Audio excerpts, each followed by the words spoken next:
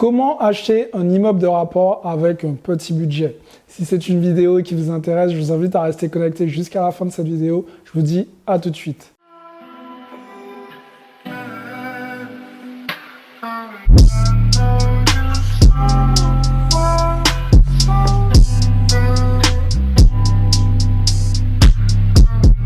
Salut à tous, je suis Xavier Prétérit, je suis l'auteur du livre Cave et Parking. Je suis aussi l'auteur du livre Devenir libre financièrement grâce aux immeubles de rapport.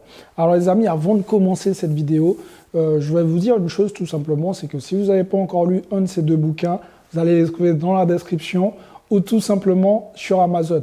Par contre, au passage, si vous êtes sur Amazon, pensez après la lecture de ce bouquin à mettre les fameuses 5 étoiles et un commentaire pour me dire ce que vous avez pensé de ce livre ou de ces livres. Alors les amis, j'ai envie de vous dire, aujourd'hui on va voir comment on peut investir dans un immeuble de rapport avec un petit budget.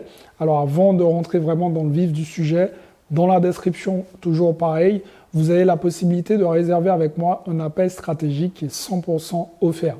Évidemment, ensemble, on va voir où est-ce que vous avez des blocages, qu'est-ce qui vous empêche de vraiment passer à l'action.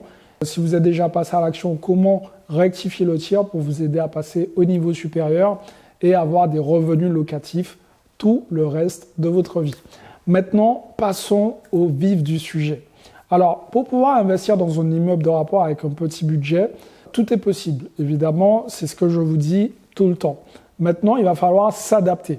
Quand on a un petit budget, on ne peut pas se permettre, par exemple, d'investir en plein Paris, évidemment.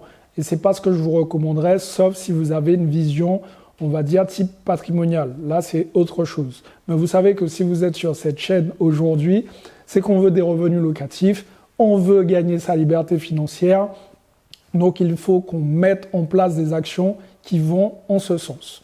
Donc là, les amis, j'ai envie de vous dire qu'il va falloir aller plus loin, voir les choses différemment, ouvrir le champ des possibles. Et comment on ouvre le champ des possibles? C'est en sortant de sa zone de confort. Quand on veut un immeuble de rapport, surtout pour ceux qui habitent en région parisienne ou dans Paris, il faut aller plus loin.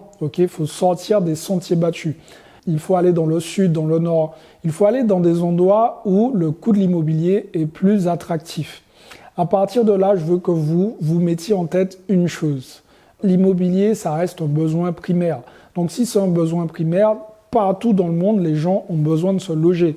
Il y a une phrase que j'aime bien dire, même au fin fond de l'Amazonie, il y a un chef de tribu qui loue peut-être des huttes ou ce genre de choses aux villageois.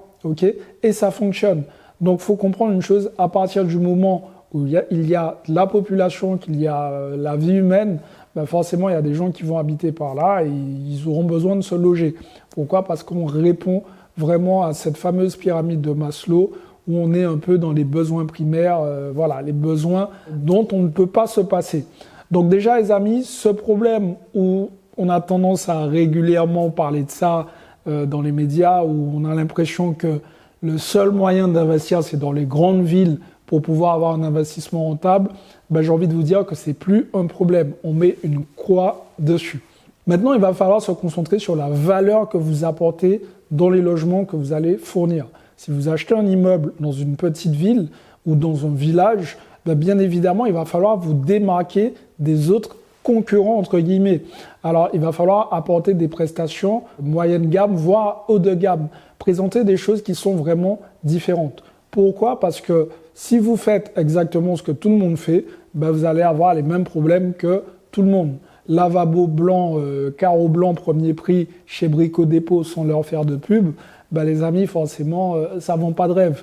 Mais si vous aménagez un petit peu différemment, vous mettez les choses au goût du jour, un peu comme les catalogues Ikea, vous voyez un peu de quoi je parle, là, ça donne plus envie, vous allez louer plus facilement, vous n'allez pas avoir de vacances locatives, mais surtout, à la fin, vous allez avoir un immeuble rentable et tout ça avec un petit budget.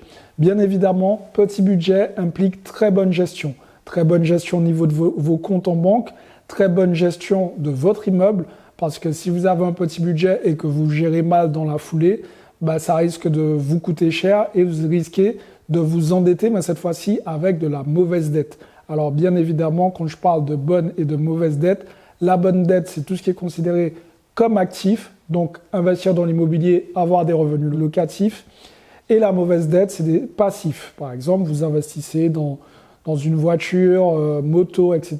Tous les jouets, en fait, qui ne vous rapportent pas en soi de l'argent. Mais attention tout de même, si vous partez sur de la bonne dette, donc revenu locatif, et que vous gérez très mal votre bien, ça peut se transformer en mauvaise dette, puisque vous allez quand même avoir des traites et des charges à payer. Et si votre bien n'est pas loué, bah là, à ce moment-là, ça va être un gouffre financier. Donc voilà les amis, comment investir dans un immeuble de rapport avec un petit budget. Je vous ai donné quelques pistes. Si vous voulez approfondir ces pistes, ben vous avez la possibilité tout simplement de réserver votre appel stratégique ou tout simplement de lire un de mes 2 bouquins, particulièrement Devenir libre financièrement grâce aux immeubles de rapport, où je donne déjà pas mal de tips pour vous aider à mieux acheter votre premier immeuble de rapport. Voilà, maintenant, à vous de jouer. Passez à l'action parce que demain, c'est pour les faibles. Et en fait, les amis, avant de vous quitter, pensez à vous abonner en activant la cloche pour recevoir les prochaines notifications pour les prochaines vidéos. Prenez soin de vous et je vous dis à très vite.